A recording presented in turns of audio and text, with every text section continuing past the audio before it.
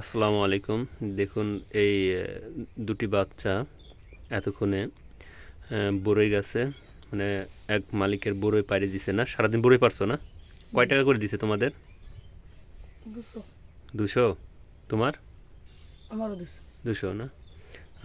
খাওয়া দাওয়া করছো? জি। মাশাল্লাহ। এগুলো কি ব্যাগে কি বই। দেখি? ও, এ বড়ি তো নষ্ট, এগুলো কি করবা?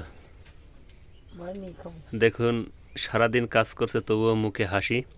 তোমরা স্কুলে যাও না? না, জি। কোন ক্লাসে পড়ো? আমি মাসে পড়ি। মাদ্রাসায়? মাশাল্লাহ। কি হেফজোখানা? জি। হেফজো? নজরানা না সবক? সব সবক কয় পারা? 12 পাড়া তুলছি।